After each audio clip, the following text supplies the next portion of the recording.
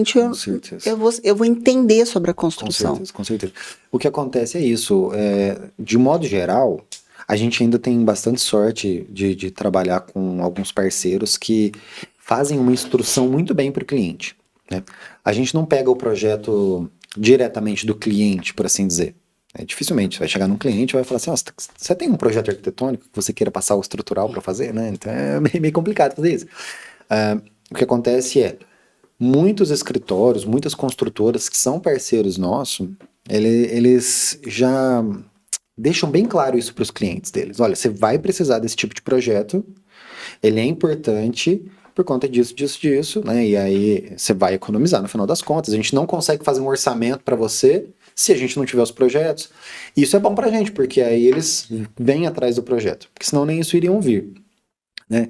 E mas também são parceiros que estão mais para o estado de São Paulo, capital ali e o interior ali, né?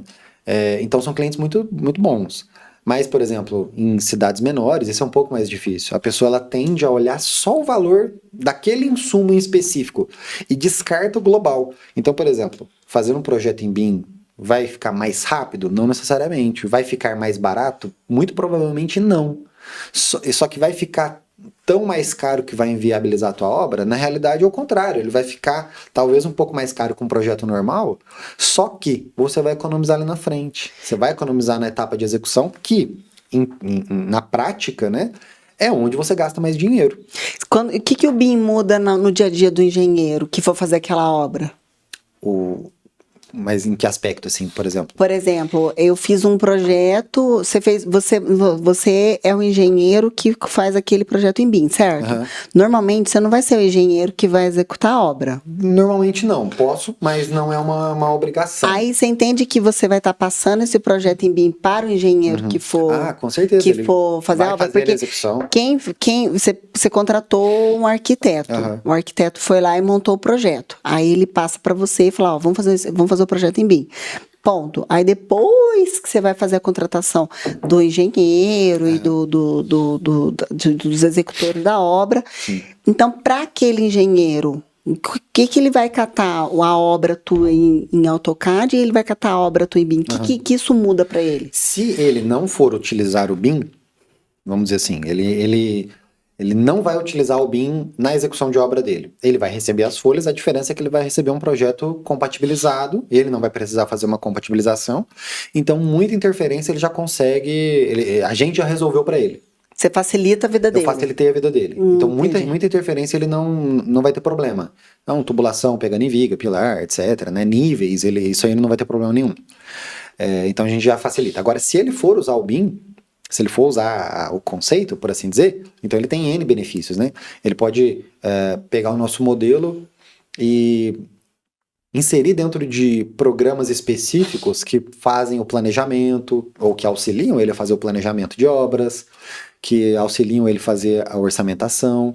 Ele vai fazer, então, todo o projeto baseado em dados mesmo. Exatamente. Tudo isso com os dados que a gente inseriu no nosso projeto. Né? É muito mais inteligente isso. É muito mais inteligente, sem sombra de dúvida. E assim, você também é especialista em realidade aumentada e a parte de realidade virtual, certo? É isso, eu tenho... Quando você trabalha com BIM e você coloca todo esse projeto dentro de uma realidade virtual em que o cliente ele possa passear pela obra dele, o fato de você ter colocado o BIM dentro dessa realidade virtual vai fazer toda a diferença para o cliente final. Isso, a realidade virtual, ela vai... Tem uma diferença entre realidade virtual e aumentada. Aumentada a gente consegue usar na obra de forma mais efetiva, utilizando, por exemplo, tablet, óculos de realidade aumentada, né? Que aí você consegue fazer uma obra 1 para 1, né? Ou seja, 1 metro que ele está vendo ali representa 1 metro de projeto mesmo. Você consegue meio que encaixar a obra e ele consegue ver onde vai ter o pilar efetivamente. Claro que isso não substitui as medições manuais, estação total, nem nada disso, né? Mas a pessoa consegue ter uma ideia. Em termos de realidade virtual, aí sim, aí funciona mais para o cliente como algo, como não é algo só puramente estético, porque porque existem funcionalidades que a gente pode aplicar com a realidade virtual. Então, assim, ele conseguiria entrar dentro da obra dele, da casa dele, e fazer algumas avaliações, por exemplo, de eficiência energética, sol que bate em televisão, etc, sabe? E aí vai, de repente, dar um reflexo ali que é utilizado junto com o BIM. Pode ser utilizado junto com o BIM. Essa é a realidade virtual aumentada, sim, uma tecnologia que ela pode estar ou não associada ao BIM.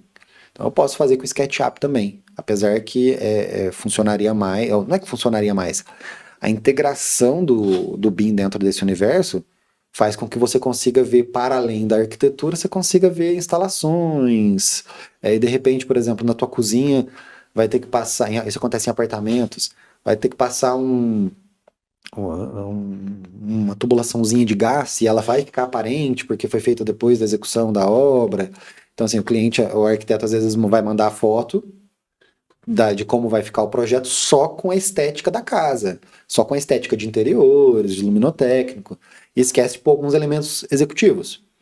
Que nem, por exemplo, eu mencionei, né? Uma tubulaçãozinha de gás, alguma coisinha assim. Isso em Poços e até em outras cidades aqui próximas, isso não é muito problemático, porque o arquiteto ele pode falar, não, a imagem eu fiz só baseado no meu projeto. Só que isso em cidade grande dá problema, né? O pessoal já é muito mais enfático com relação a essa questão.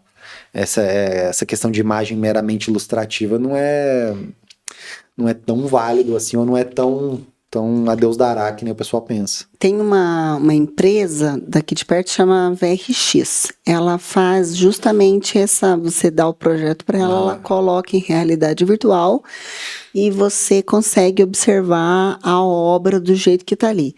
Era muito utilizada, por exemplo, em escritório de arquitetura, em casa de acabamentos, aí você vai lá e fala assim, deixa eu ver como é que vai ficar a cor dessa parede, e este azulejo na cozinha, não gostei desse azulejo, troca para outro, sabe? Que eu acredito que já adianta muito, porque eu não conheço uma pessoa que às vezes não faz uma obra, que não termina e fala, puxa vida, isso aqui devia ter fazer diferença, isso aqui fazer diferença. Você trazer um projeto bem estruturado, baseado em dados. Então, olha, isso daqui é o que você vai gastar, é assim que vai funcionar, é assim que vai ficar a parte térmica da sua casa, a parte acústica da sua casa, que é o que o BIM traz, certo? Você coloca todos esses dados ainda dentro, atrelado. Há uma tecnologia hoje em que você consegue realmente entrar dentro da obra e você visualizar como é que você vai fazer toda aquela obra.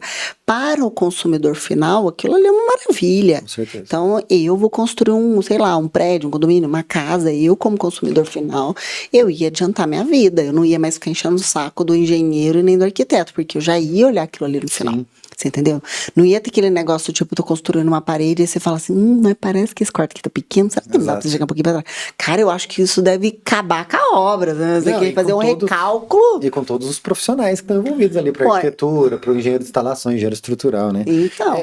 Mas isso acontece mais do que a gente imagina, porque o que acontece? A gente que está na área, nós que estamos na área, então, engenheiros, arquitetos, construtores, a gente consegue olhar uma planta bidimensional, né? Que é o que vai para a obra, né? E a gente consegue criar o 3D daquilo na nossa cabeça. Mas vocês... Né? Então, exato. E aí, quando a gente chega para o cliente não consegue, ele tem uma dificuldade muito grande. Então, quando a gente associa essas imagens renderizadas, que já é algo muito bom, né? Não tem nada a ver necessariamente com BIM, né? Mas pode estar. Mas já facilita muito. Então, às vezes você mostra a planta, o cliente, não entendi nada, né? Aí você mostra o 3D, entendi, né? Então, porque é quase algo palpável. Exato. E a hora que você coloca isso dentro de um óculos de realidade virtual, em que realmente você tem aquela imersão dentro daquela obra, que você consegue andar pela obra, que você consegue... E isso faz toda a diferença, acho que para o cliente final. E eu acredito que isso acaba facilitando o serviço, tanto do arquiteto quanto do engenheiro. Porque aí você vai pegar clientes que realmente sabem e entendem o que ele quer. Exato. Não fica querendo trocar coisa no meio. Exato. A gente fez um podcast da última vez que era sobre... Esqueci o nome. Como chama quando você tem vãos... Concreto. Protendido. Isso, protendido. E aí a gente estava falando sobre concreto protendido e isso era uma das grandes questões que eu que o nosso entrevistado veio, ele falava assim, ó, a pessoa chega, em casa nem é tanto, mas assim, a pessoa chega e fala assim, não quero esse pilar aqui no meio do caminho. Só que ele vai falar que não quer o pilar no meio do caminho depois que você já tá subindo o pilar. Que aí você fala assim, ué, mas como é que vai ficar com o negócio no meio do caminho? Aí você fala assim, mas se você não tiver esse tipo, não tem como tirar esse pilar? Né? Aí você fala, tem, se eu tirar o pilar, vai cair tudo em cima da tua cabeça.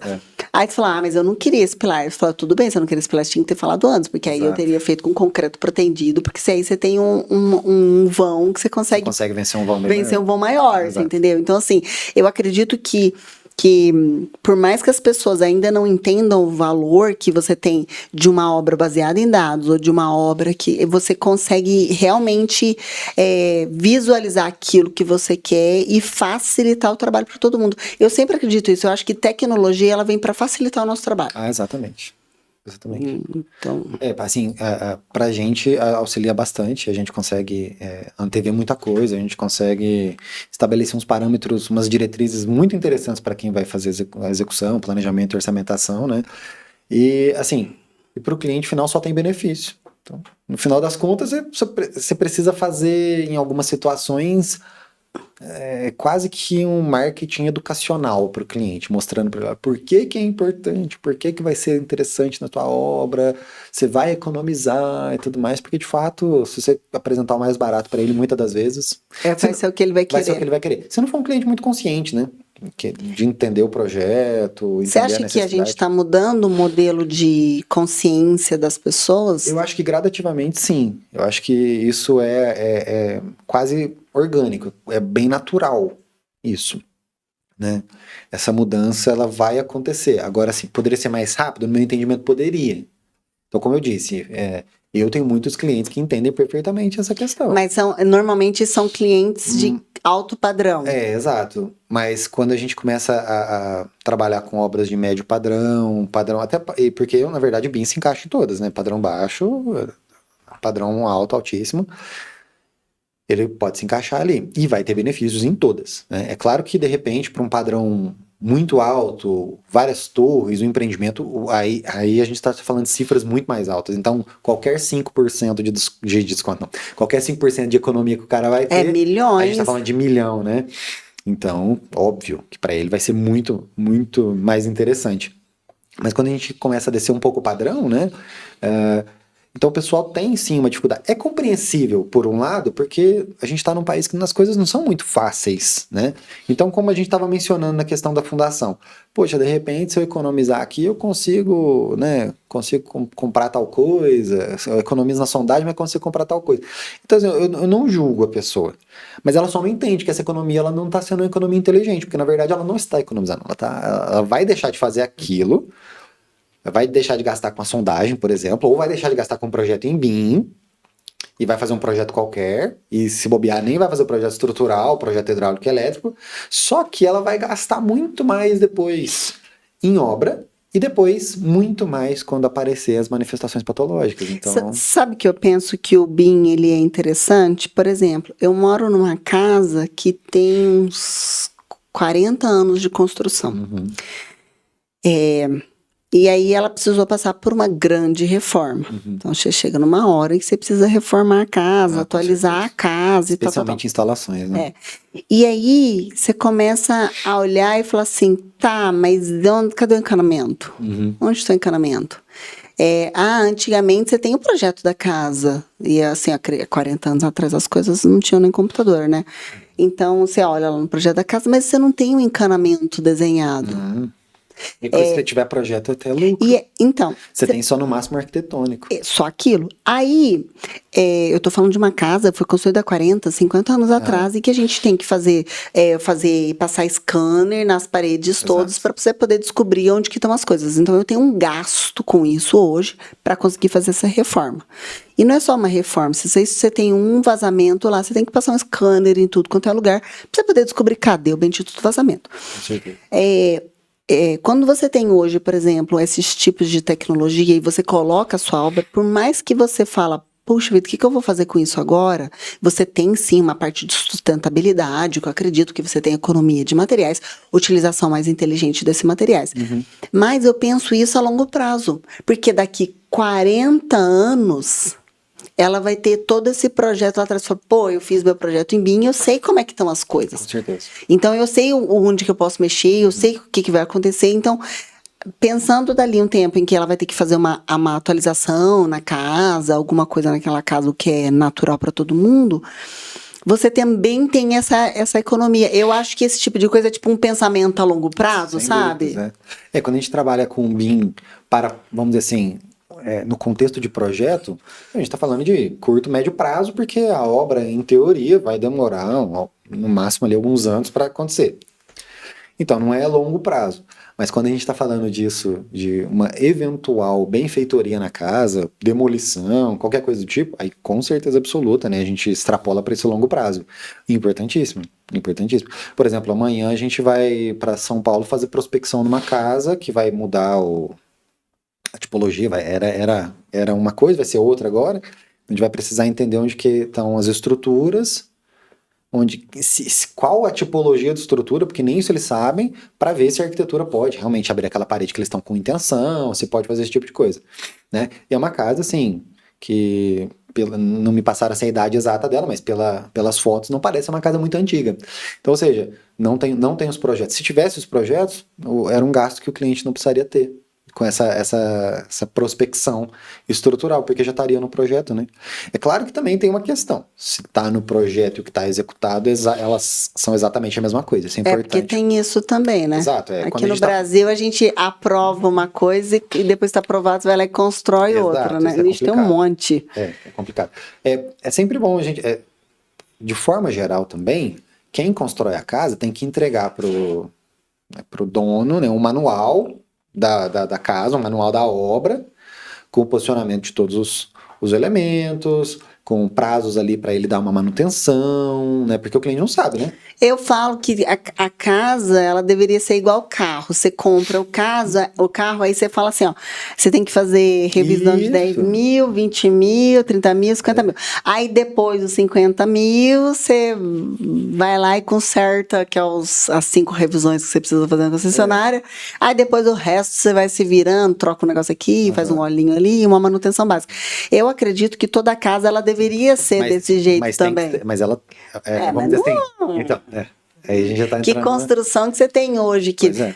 Você é especialista também numa parte que você chama de HBIM, que é a parte de... Esse HBIM é mais acadêmico, né? Mas não é acadêmico, sabe por quê? Não é acadêmico. Porque a hora que a gente fala sobre o que significa o HBIM, que é Heritage Building Information Modeling, que é a parte de você utilizar em manutenção de patrimônios históricos, certo? Recentemente, eu fiz uma viagem e eu fui pro Reino Unido. E eu fiquei uns 30 dias lá e as construções, elas são muito antigas. Então, você pega aquelas casas que são todas iguaizinhas e as casas têm 100 anos. Né? Isso é normal, né? É normal para eles. Uma cidade tem 2.000 anos, uma casa de 100 anos é uma casa super novinha. Uma casa de 100 anos pra gente aqui é um patrimônio histórico, não é uma casa. Porém, qualquer coisa que você vai fazer lá, você precisa